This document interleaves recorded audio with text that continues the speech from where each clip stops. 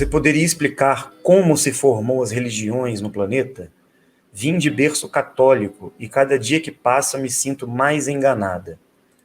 Sim, todas as religiões, em verdade, foram criações humanas. Nenhum ser que veio trazer a mensagem, nenhum mensageiro de Deus que intermediava o conhecimento, as revelações divinas para os antigos profetas, eles não criaram religiões. Eles vinham sempre ou para atualizar o conhecimento ou para trazer a verdade para algum povo, para algum grupo, para alguma cultura que estava ali tendo que passar por um avanço do conhecimento. O que acontece? Na Índia surgiram muitos movimentos. O principal deles dizia respeito à presença de divindades, que eram conhecidos como os deuses indianos, né, o panteão hindu. Uma interferência não só dimensional, mas também Anunnaki. Então ocorreu muita mistura na tradição hindu, porque os Vedas foram manifestações das divindades que os santos, os sábios do passado, os antigos yogis, recebiam aquelas instruções, muitas vezes era através de cânticos, né, de versos, e aquilo era projetado, compilado em tradições, que muitas vezes eram passados via oral, né? Não havia nada escrito, era tudo oral. Depois de um tempo, eles transcreviam aquilo em textos, ficaram conhecidos como os Vedas, assim como os Puranas também. Depois vieram interpretações desses textos, ficaram conhecidos como as Upanishads. Mas depois de um tempo, ocorreu uma intervenção de um ser chamado Krishna, que, em contato com Arjuna, o seu discípulo, em meio de uma grande batalha, passou muitos conhecimentos para ele. Essa batalha ficou conhecida como Batalha de Kurukshetra, na história do Mahabharata. Havia também outras histórias, né, antigas, mas vamos nos ater a essa. Né? Então, Krishna passou muitos conhecimentos, muitas informações para Arjuna, e ali veio a surgir um dos capítulos do grande épico Mahabharata chamado Bhagavad Gita. E ali contém muitas informações que nós podemos entender como instruções de algo que veio realmente trazer conhecimento e verdade para a humanidade. Depois isso foi distorcido e manipulado pelos homens e surgiram as religiões indianas, os movimentos em torno dessa sabedoria, desse corpo de conhecimento. Depois surgiu o yoga, o tantra e outras tradições mais. Agora, o ser humano sempre mexeu nessas tradições. É muito complicado a gente entender o que de fato aconteceu. Depois, na própria Índia, surgiu um movimento chamado como budismo. Só que quando aquele ser chamado Siddhartha Gautama, o Buda, o iluminado, esteve presente, não criou nenhuma religião. Ele estava ali passando conhecimento, realizando um movimento junto com as pessoas. Da mesma forma que Krishna, na época. Né? Então, muito tempo depois da sua passagem aqui pela Terra, as pessoas institucionalizaram esse conceito do budismo.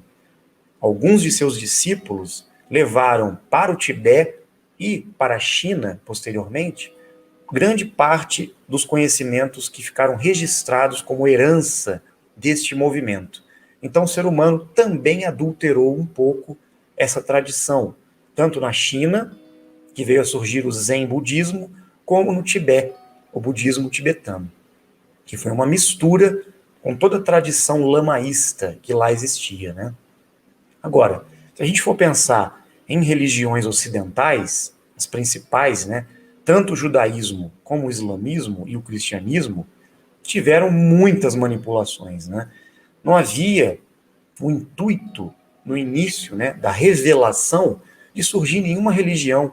No início da Babilônia, havia muitos grupos que eram influenciados pelos Anunnakis, muitas interferências, né, de seres dimensionais com seres que vinham de outros anéis, outras raças, como já explicamos várias vezes.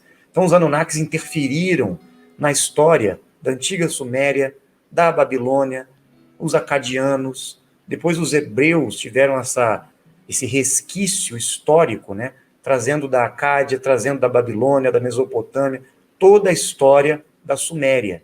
Então, isso deu origem ao judaísmo, só que era tudo já dentro de uma interpretação da história de um povo que veio a surgir posteriormente no êxodo que Moisés realizou no Egito com aquele grupo. Que grupo era esse? Quem eram essas pessoas, né? Que foram com Moisés para uma região, saindo do Egito, procurando uma terra prometida, um local diferente para eles ficarem. Quem que orientou eles a fazer isto, né? Então, Moisés recebeu instruções, ele foi contatado por seres superiores, sim. Tanto é que, quando associaram o Deus de Moisés a Yahvé, na verdade, ele mesmo dizia, nas suas experiências, né, quando ele teve um contato com a energia suprema, aquela energia, aquela manifestação divina disse para ele: diga a todos que o meu nome é Eu sou o que eu sou. Eu sou eu. Entenderam? Então, quem era esta frequência do eu sou o que eu sou? Quem era este ser? Será que era o mesmo Yahvé? Será que eram os Anunnakis? Quem era esta frequência, né? Quando Moisés ia subir o monte para conversar, para meditar, para orar, né? O que ele fazia? Então tem muita coisa por trás disso. Ele conversava com Deus, ele descia do monte resplandecente, iluminado. O que significa isso? Seria a frequência transmutativa? Quando ele recebia o maná, quando ele recebeu a Arca da Aliança, as tecnologias vieram de quem? Porque aquilo era uma forma de interação diretamente com as 49 raças dimensionais. Tem nada a ver com os Anunnakis. Mas na história, o ser humano manipulou o judaísmo depois dentro dos seus interesses, assim como os textos da própria Bíblia, né? Dentro do Islã, por exemplo, a mesma coisa. Maomé, que era um ser humano, teve experiências diferenciadas. Ele, mais ou menos no ano 610 depois de Cristo, né, segundo consta a história, ele foi para uma caverna, também subia as montanhas, mesma coisa. Teve um contato, segundo dizem, com Gabriel, o anjo Gabriel. Quem era esse ser que conversou com ele, passou revelações que deveria, muitas vezes, corrigir alguns aspectos do cristianismo e do judaísmo? O que será que aconteceu ali? Depois de muito tempo, o Islã foi trazido como cultura religiosa para o povo árabe, mas aquela compilação do Alcorão não tinha nada a ver com Maomé. Maomé trouxe um conhecimento, realizou todo um movimento para resgatar um conhecimento na época, e aquilo foi distorcido pelos homens também, não ficou intacto. Da mesma forma, a história de Jesus Cristo, como nós sabemos, foi completamente manipulada pelos romanos e pelos judeus. Nós sabemos que isso aconteceu, houve uma distorção absurda da verdadeira história, e nós sabemos que a presença de Cristo, Emanuel, aqui na Terra, deixou todo um conhecimento para resguardar o compromisso dos dimensionais. E nós temos que ver sempre por esse ângulo. A presença desses seres divinos, a presença desses profetas que intermediavam o contato dimensional com a interferência dos Anunnakis, posteriormente, adulterando aquela história. Então, aconteciam fenômenos reais, experiências reais de contato, interações com seres divinos. E depois, o ser humano manipulava aquele conhecimento, criava uma religião, e os Anunnakis tomavam posse daqueles termos, daquelas doutrinas, daquelas regras, criavam dogmas, instituições religiosas e manipulavam a humanidade dentro dos seus interesses. Sempre foi assim.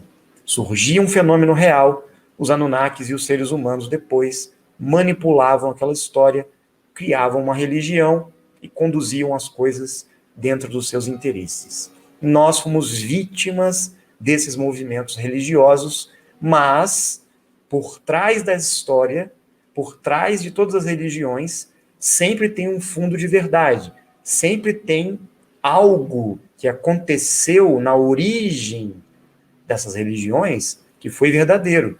Então nós temos que identificar o que de fato aconteceu, não a religião em si. O que o ser humano construiu, o que os Anunnakis fizeram em cima das religiões, não interessa para nós. Temos que discernir esse aspecto, o que de fato aconteceu, tá?